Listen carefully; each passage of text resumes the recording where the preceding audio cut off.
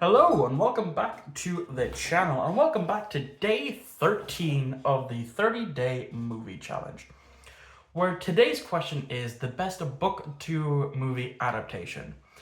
Now, this one kind of also stumped me for a bit, and that's simply because I was like, okay, what do I go for? What do I pick? Because I know a book, books to movies are never really all that great. I could technically cheat and say the novelization of the Wrath of Khan, but I've already, used the Wrath of Khan for something else, so I'm not going to do that.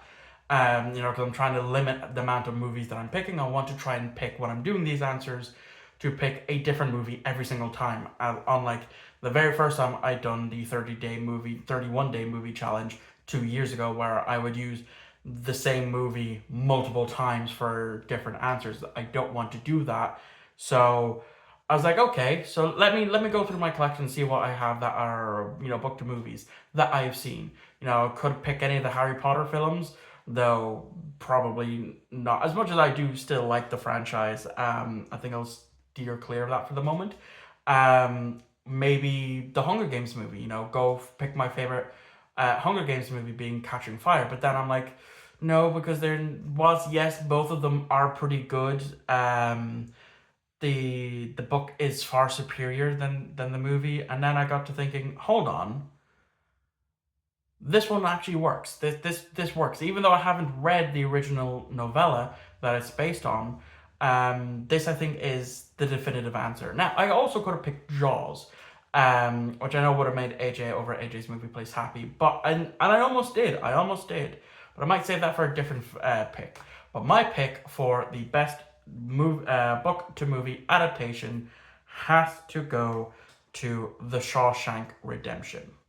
Now, and I'm sure a lot of people are like, oh yeah, that's a perfect choice. No, because it is a phenomenal movie. Because, well, we know that it kind of flopped upon release. There was a lot of other fantastic movies released in around the same time. And so it was just, it didn't perform well. But eventually, through word of mouth, it started to pick up, especially on home rental release. That's when it started to get, pick up really, really well. And, even Stephen King himself says that this is one of the best book to movie adaptations of one of his works out there. And yeah, it has been a while since I actually rewatched this, but I have been, every now and again, I'll see clips of it appear on my TikTok For You page, and I'll watch them, and it still holds up. It's still one of probably the best book to movie adaptations out there. And as I was picking it, I just remembered something that happened. Because in case you don't know, I actually did go to film school for a year. And one of the movies that we ended up watching was The Shawshank Redemption. And my tutor actually he brought in the book that had the novella of Shawshank Redemption, which of course is titled something different for the novella. And he read the ending to it, because the ending to the movie is completely different to the ending to the book, and that was intentional. That's what the director decided to do. So the novella ends with Red on the journey to go see Andy, in Zewataneo. And that's it. The book ends there. It ends on that monologue of him dreaming and looking forward to meeting up with his friend, and that was it.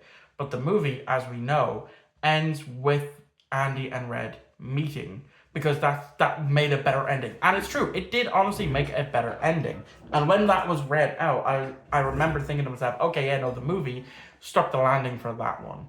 So that is my pick for day 13. Let me know what your answer is in the comments down below. I'll see you all tomorrow for day 14. I was about to say day 15, but no, I'm jumping ahead on myself here. So I'll see you all tomorrow for day 14.